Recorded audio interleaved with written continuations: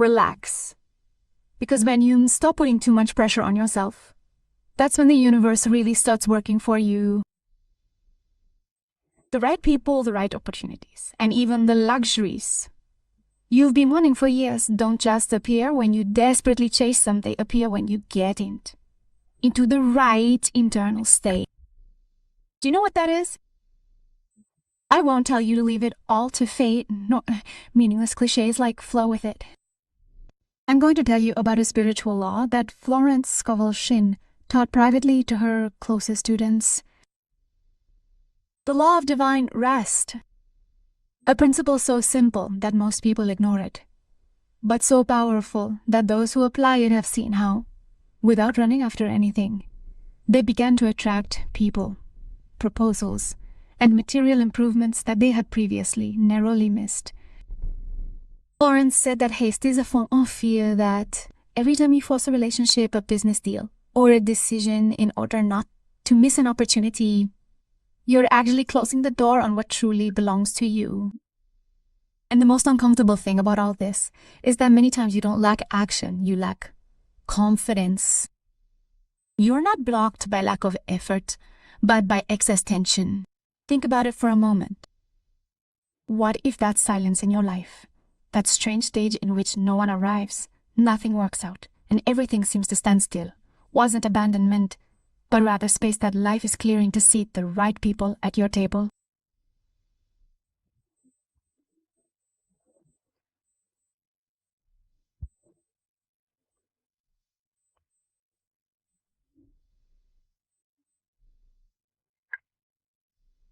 In order for the truly correct thing to come in, stay, because in the next few minutes I will reveal to you the 7 states of divine rest.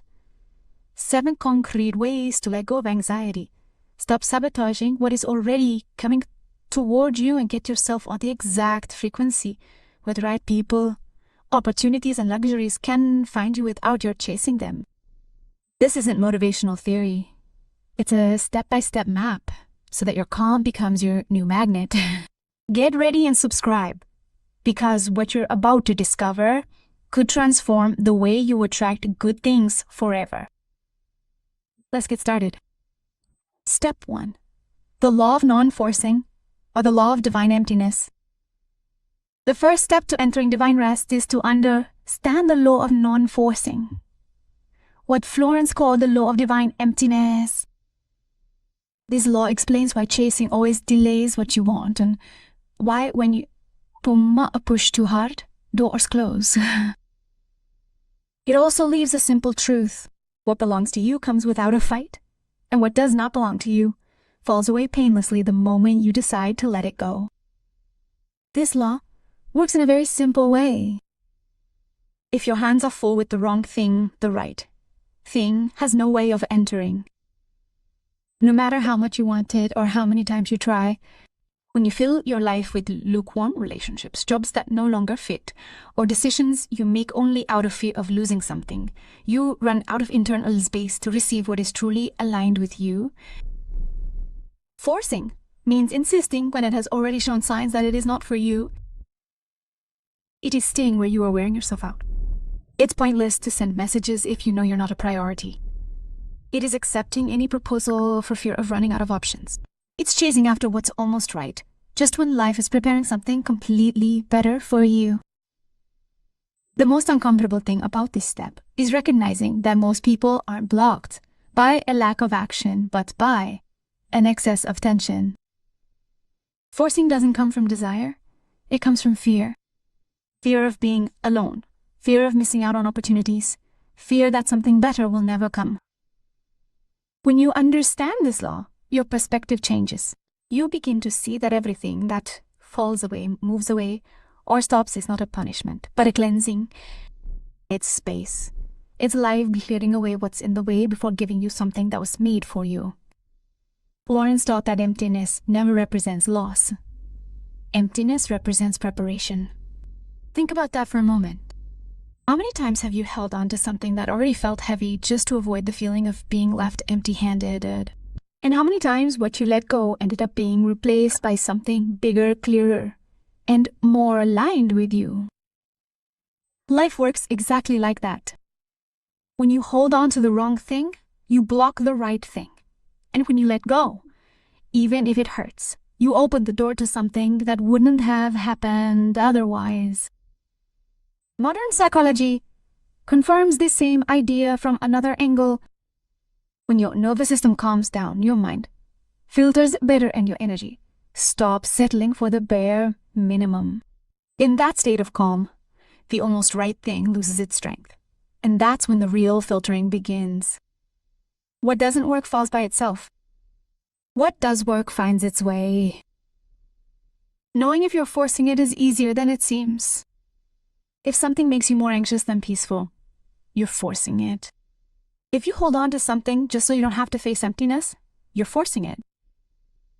If you have to convince yourself that it's not so bad, you're forcing it. Forcing always tastes the same.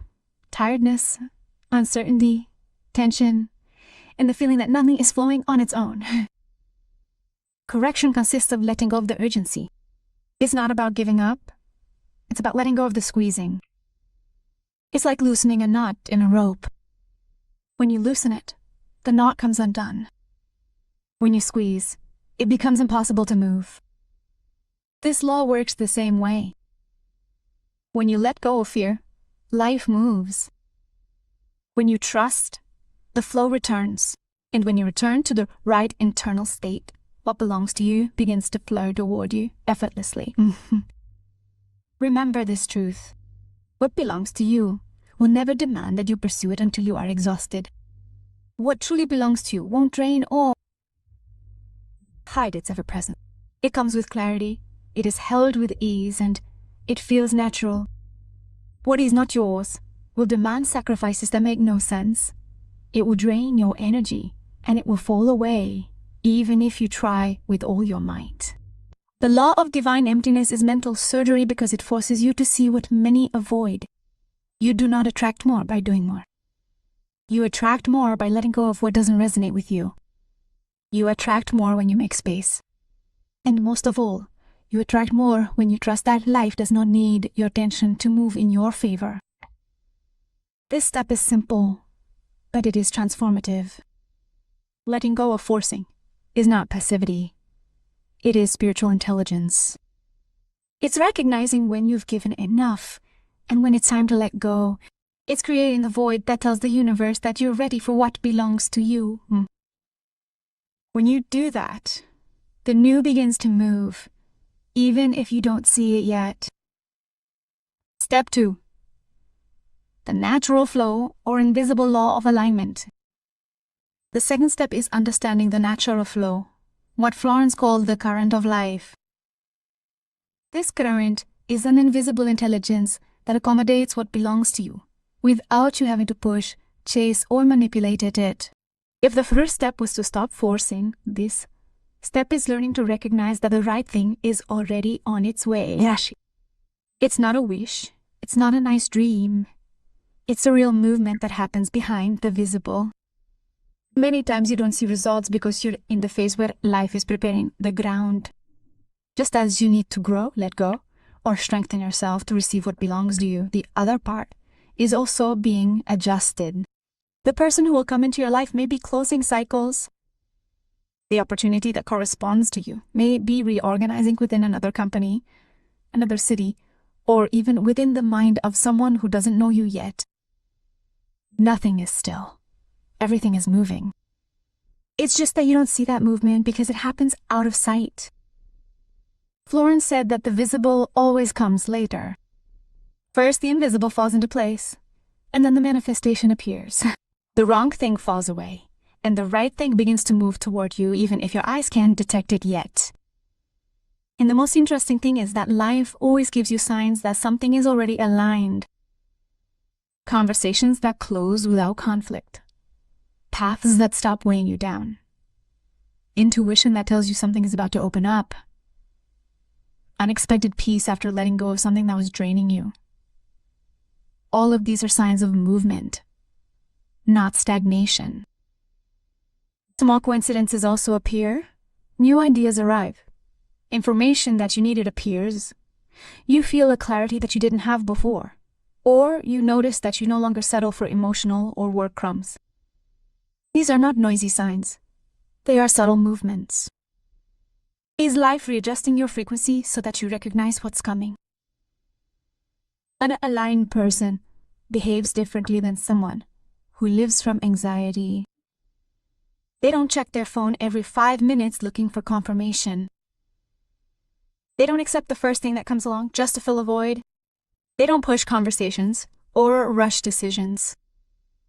They act calmly and with a security that doesn't come from visible results, but from the inner certainty that what is meant for them is already in motion.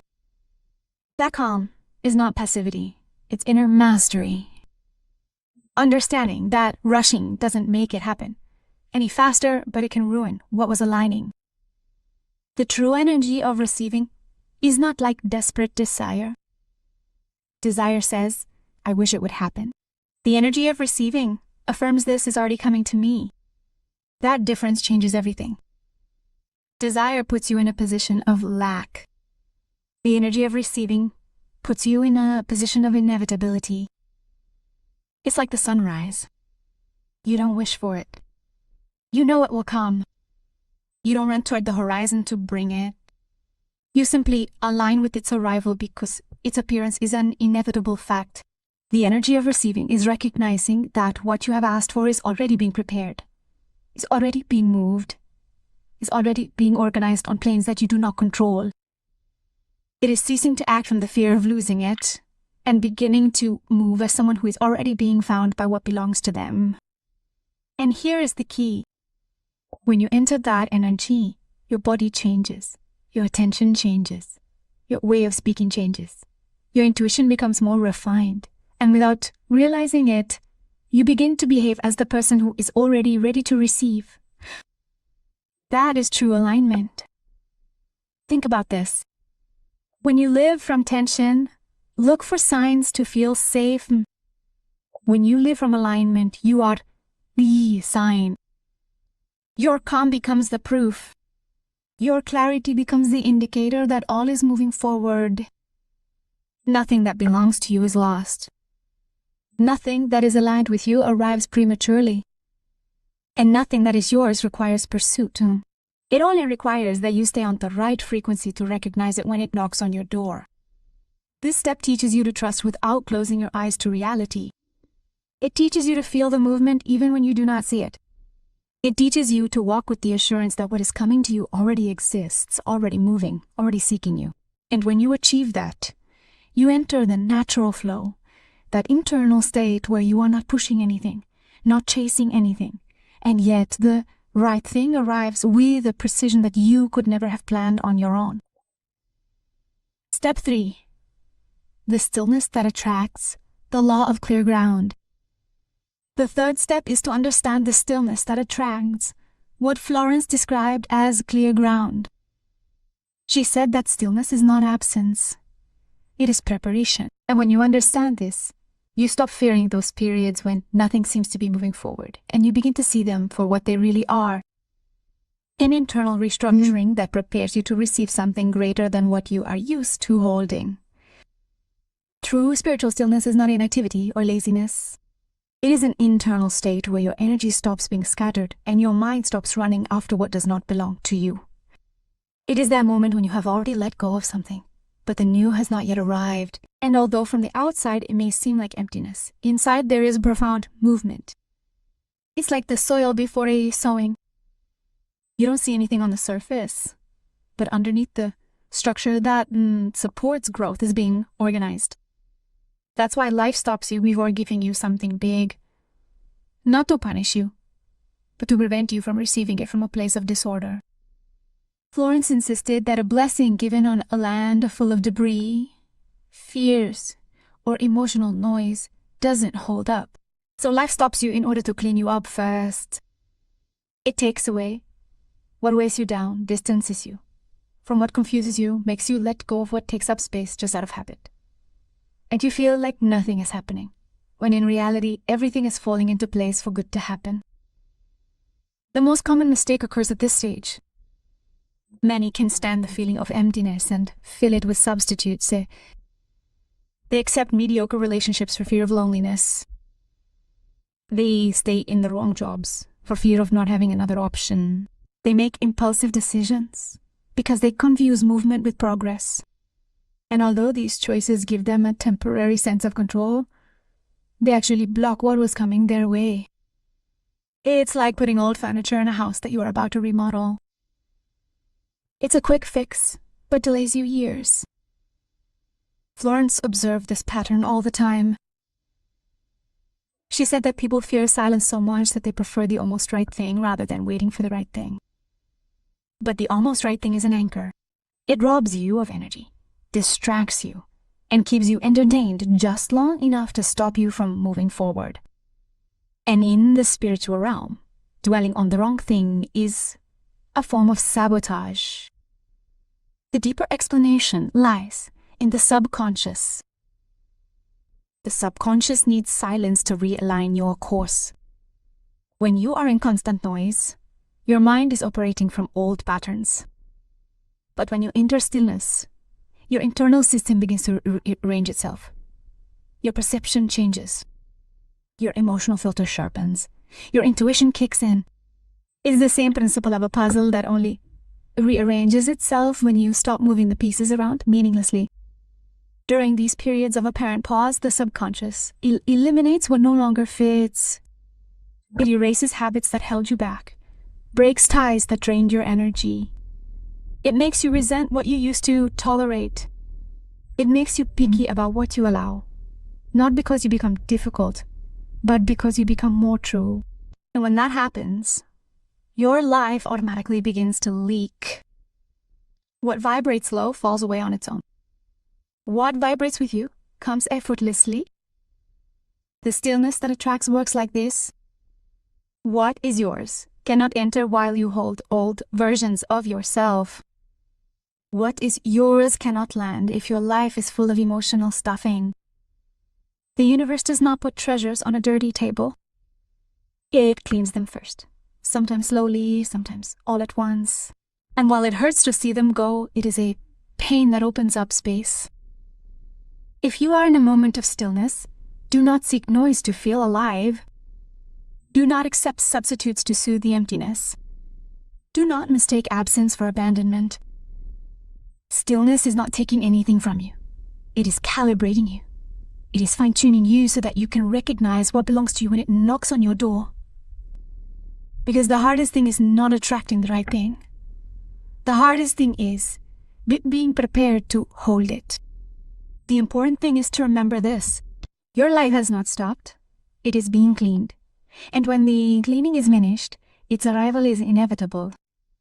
Fourth step, the patience of abundance, or the law of exact timing. The fourth step is to understand the patience of abundance, what Florence called exact timing. She used to say that the divine does not arrive late. It arrives when you are ready to receive it. And when you understand this, you stop confusing patience with resignation. The patience I am talking about is not waiting with your arms crossed. It is an internal state where you know that the right thing is coming and you do not need to despair for it to arrive. There is a huge difference between waiting and despair.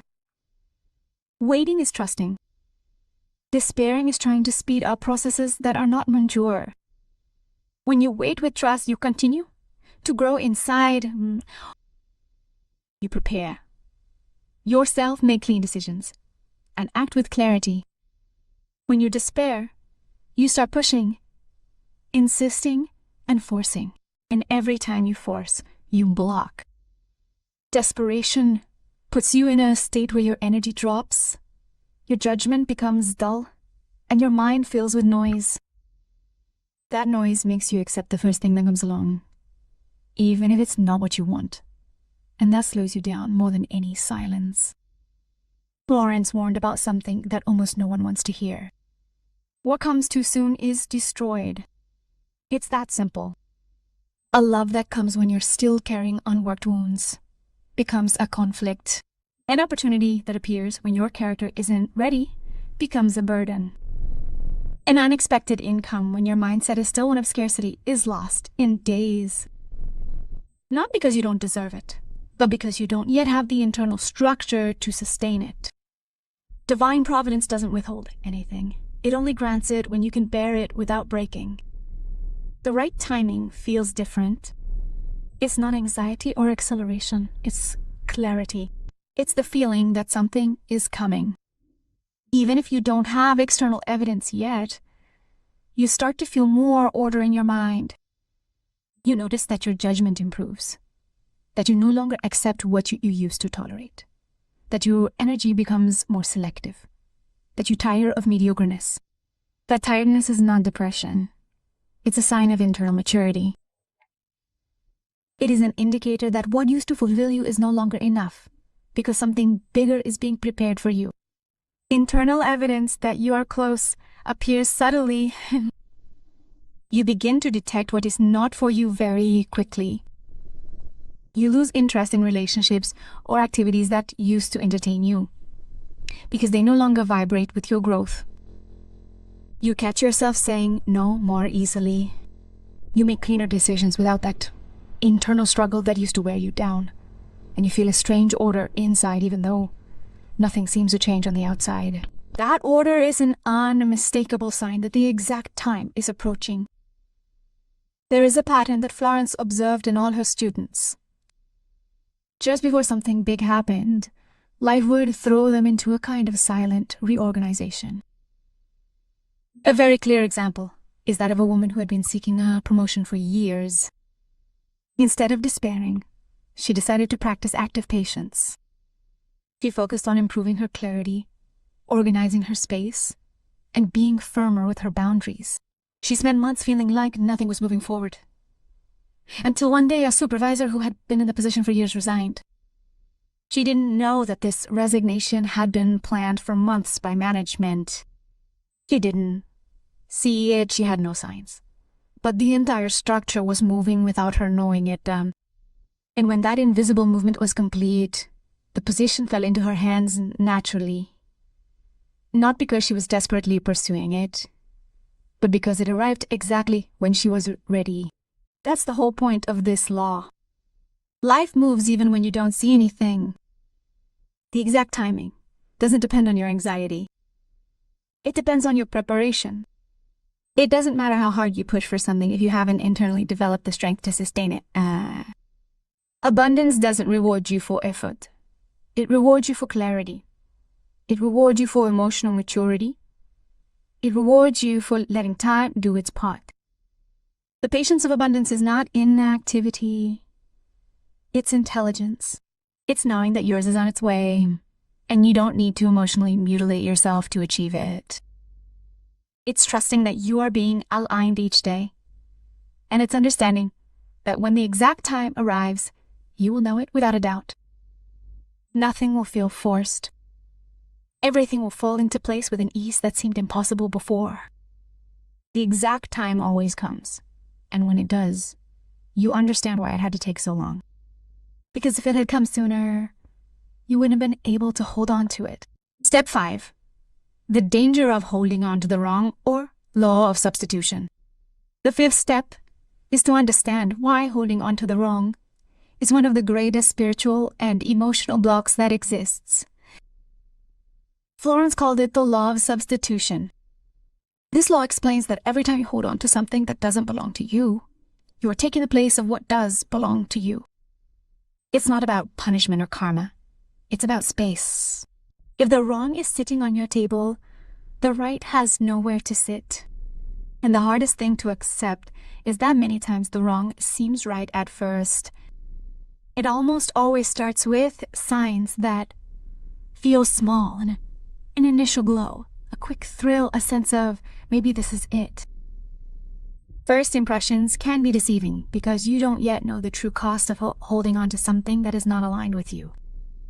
The wrong thing often comes disguised as an opportunity, temporary relief, or quick companionship. But when you look at it honestly, you notice that it doesn't expand you, it shrinks you. It doesn't give you energy, it consumes it. It doesn't propel you, it drains you. This progressive wear and tear is the first warning sign that you're clinging to a substitute. Detecting the wrong thing is easy when you allow yourself to listen to yourself. If tension appears in your body, that's already a sign. If your energy drops after each interaction, that's another sign. If to maintain something you have to self-sacrifice, justify yourself, adapt more than is reasonable, or silence important parts of yourself, you are dealing with something that doesn't belong to you. The right thing never demands that you break yourself to sustain it. The wrong thing always asks too much. Sometimes they don't ask for it, but show it through emotional toll. The law of the substitute is very clear. If you keep what isn't for you, you block what is. Holding on to a job that no longer fits you blocks the opportunity that you could receive. Maintaining a lukewarm relationship blocks a real connection.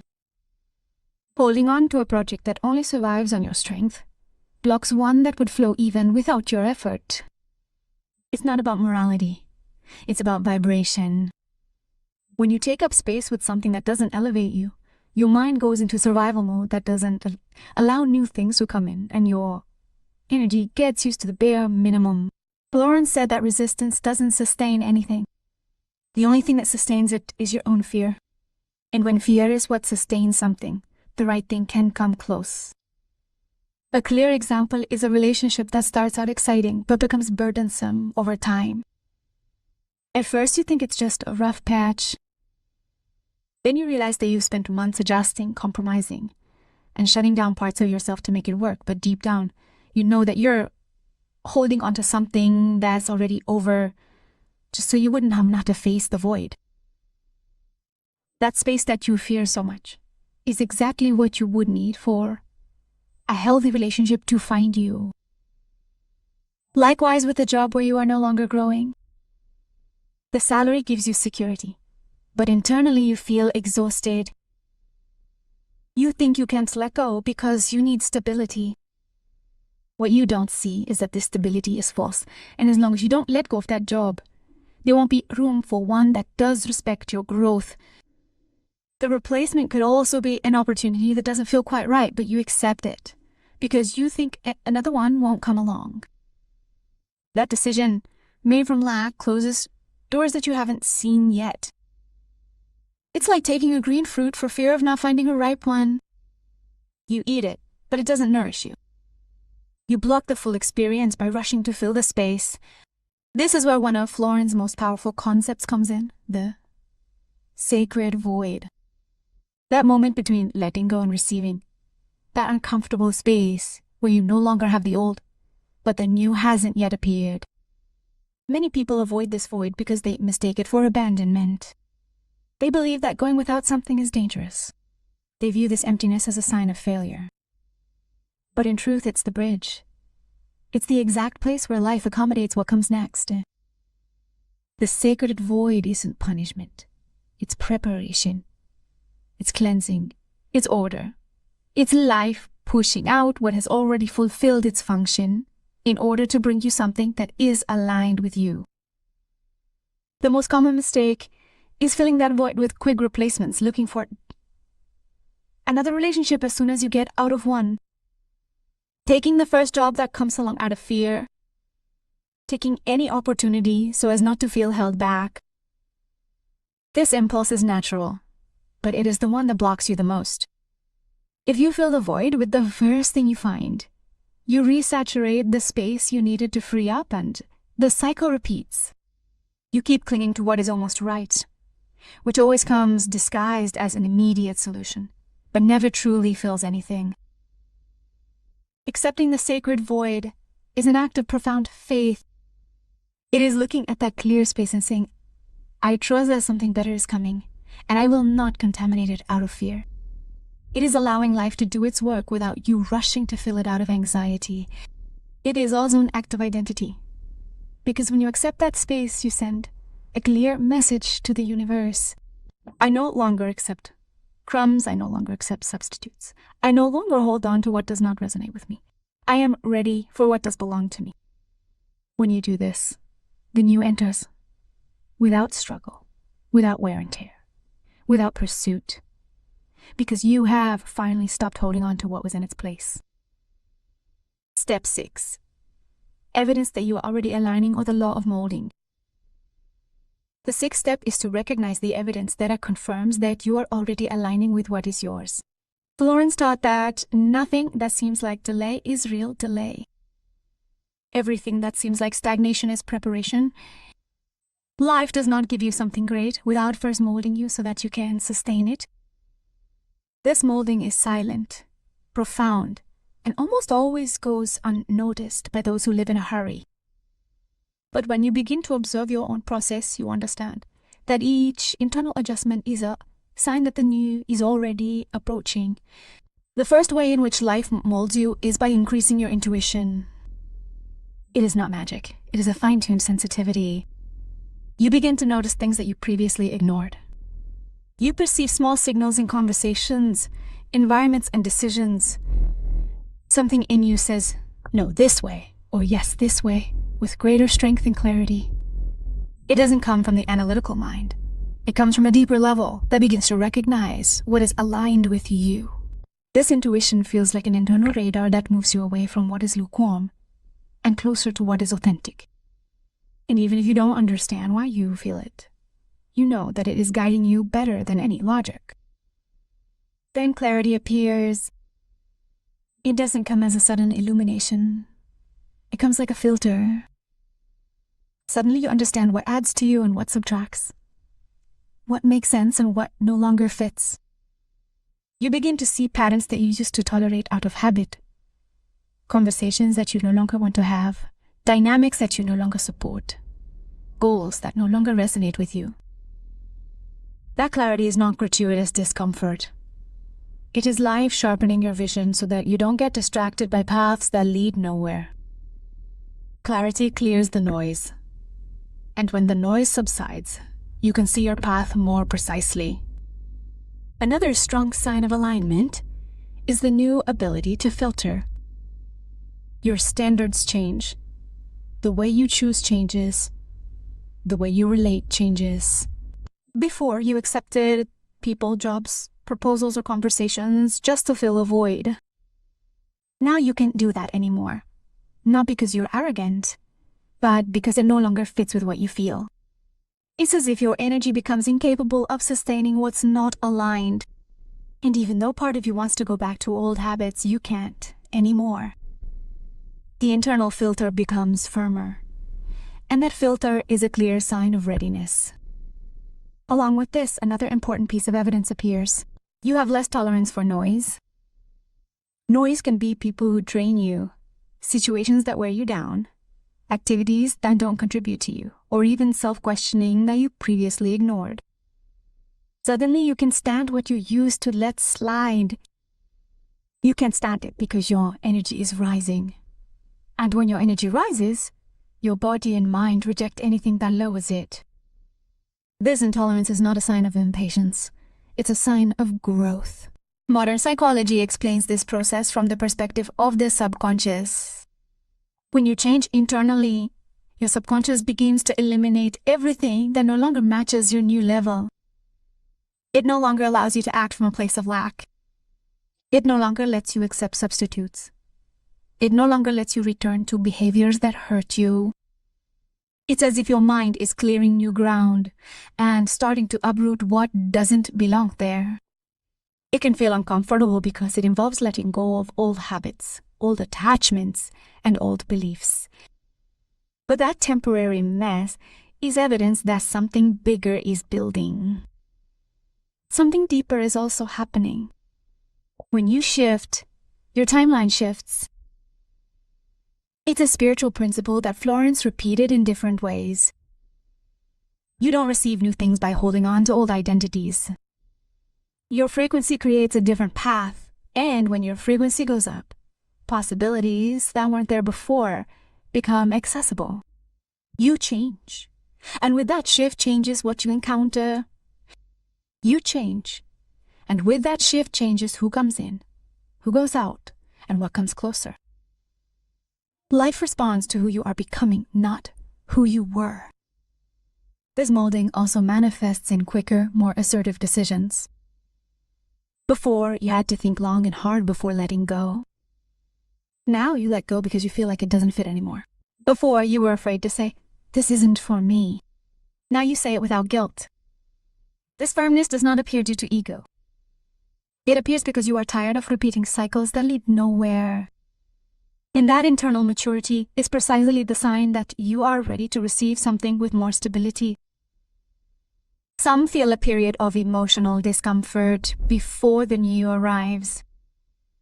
It is not depression, it is not confusion, it is readjustment, it is the soul adjusting to a new level. It is like when you move house. Everything is disorganized for a few days. But it does not mean that something is wrong. It means that you are moving the old to accommodate the new. Discomfort is part of the process because you are leaving behind identities that no longer correspond to the life you are about to receive. You may also notice a change in your priorities. Now you suddenly stopped wanting to impress anyone. Stop needing to prove anything. You are no longer interested in fitting into places that do not suit you. That calm is another proof of alignment. Because when you stop seeking validation, you begin to act from your true identity. And life always responds to authenticity with cleaner paths. This whole process happens before the new thing appears on the visible plane. That's why many people believe that nothing is happening. But it is happening. It's just happening inside you. And that internal transformation is the most important part of the process. When the internal changes, the external has no choice. It accommodates itself. It adjusts. It presents itself.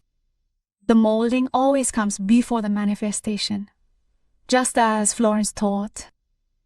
First your energy changes, then your environment changes. First you are prepared, then you are delivered. And when you recognize these signs, you know that you are already in motion, even if the material evidence has not yet arrived, because life always moves in two stages. First the invisible, then the visible. And if you are already feeling all this, it means that yours is already on its way. Step 7. How to remain in peace while you wait, or the law of the dawn. The 7th step is to learn to maintain peace while you wait. Florence said that real manifestations do not come with noise or tension. They come gently, like a dawn. And that gentleness can only reach you when your interior is firm. Anxiety makes you believe that you have to push life to move forward. Faith reminds you that what is yours is coming, and that life does not need your desperation to deliver it. Maintaining peace is not doing nothing. Maintaining peace is holding on without breaking down inside. The simplest way to avoid anxiety is to remind yourself that what is yours cannot be lost. This idea seems small, but it changes everything. When you understand that what is rightfully yours is already on its way, your mind stops imagining scenarios of loss. You stop anticipating the worst. You stop checking for external signs, signals, or confirmations. You become someone who waits from a place of trust, not fear. And this transition transforms your energy, because anxiety vibrates like scarcity. Peace vibrates like certainty. Life responds to those who have already decided they deserve what they requested. You also begin to recognize that you are close when your inner self naturally calms down. It is not a false or forced calm. It is a feeling that appears without warning. You wake up one day and notice that you are no longer haunted by urgency. You no longer feel the need to control. You are no longer looking for evidence. You are no longer observing every detail to see if something has changed. That tranquility is a sign that your subconscious has already accepted the reality that you are about to receive. The body knows it before the mind does. Many people mistake this calm for apathy, but it is actually spiritual maturity. It is the deep certainty that what you asked for is already happening in the invisible. Sometimes, when you are close to receiving something big, tests appear. They are not punishments. They are adjustments. They are small situations that show you if you are really ready to sustain what you asked for. It could be a reminder of an old pattern that no longer belongs to you. It could be someone reappearing to see if you will fall into the same old pattern. It could be a half-baked opportunity that seeks to tempt you into conformity. These tests are not enemies. They are filters. They confirm that you are no longer willing to live below your value, and by calmly overcoming them, the path opens up a little more. The greatest danger in the later stages is sabotaging yourself through impatience. This happens when you start to think that too much time has passed. You start to get desperate. You convince yourself that you have to intervene, push, force, or make impulsive decisions. It is the spiritual equivalent of opening the oven door prematurely. What was growing deflates. The process does not fail. What fails is the rush. That is why Florence insisted so much on the law of dawn. The divine does not arrive late, nor does it arrive early. It arrives when you are ready, and when the whole scenario is already aligned. Maintaining peace also means stopping checking the process every 5 minutes. The seed does not grow faster because you observe it, it grows because the soil does its work. The same is true with your manifestations. Life is moving people, conversations, decisions, and circumstances that you do not even see. The least helpful thing you can do is try to control the invisible. When you trust, you free life to accommodate what belongs to you without interference. There is another powerful sign that you are close. You feel that you have lost interest in what is not for you. This is not artificial rejection. It is genuine disinterest. Your energy is no longer activated by what used to confuse you. You are no longer attracted to the mediocre. Almost right doesn't seduce you anymore. This spontaneous detachment is the strongest sign that your vibration has changed. You are letting go of the old and making space for what is to come. This emotional clearing always happens before receiving something big. Peace is also sustained by remembering that visible time is not real time. Visible time is the calendar. Real time is the moment in which you are ready. Life operates with precision. It gives you nothing unmanageable, nothing inconsistent with your identity, and it takes nothing truly belonging to you. When you understand this, the clock ceases to have power over you. You stop comparing yourself. You stop feeling urgent. You let go of the pressure, and that release paradoxically accelerates what you asked for. To avoid sabotaging the final stages, you have to sustain 3 things. Keep your boundaries firm. Do not return to the old out of nostalgia. Do not accept substitutes out of fear, and do not make impulsive decisions just to feel like you are moving forward. Moving forward is not about moving quickly. Moving forward is about moving in alignment. Sometimes real movement happens on the inside, and only then is it reflected outward. Peace is not passivity. It is authority. It is the sign that you are no longer chasing anything, because you know that what is yours will find you effortlessly. It is the most powerful internal state, because it connects you with the divine intelligence that silently arranges everything. And when you remain in that peace, the inevitable approaches. Don't force it. Attract it. Then receive it. And then manifestation appears with the gentleness that Florence described. It does not come with a storm. It comes like a dawn. It does not invade you. It illuminates you. It does not demand. It simply reveals itself. Because you were ready, because you were already aligned, because you stopped fighting with the process, and because you understood that the calm you cultivated was the final door you needed to open. You have walked the 7 steps of divine rest, and now comes the closure, the point where everything you have learned becomes a spiritual mandate, because it is not enough to understand it. It must be decreed. What blocks most people is not a lack of knowledge. It is a lack of internal decision. So this is the moment when you decide that you are no longer going to live from haste, fear, and doubt. This is the moment when you make a pact with your own power. Repeat this firmly without shyness, with the authority of someone who has already understood its value.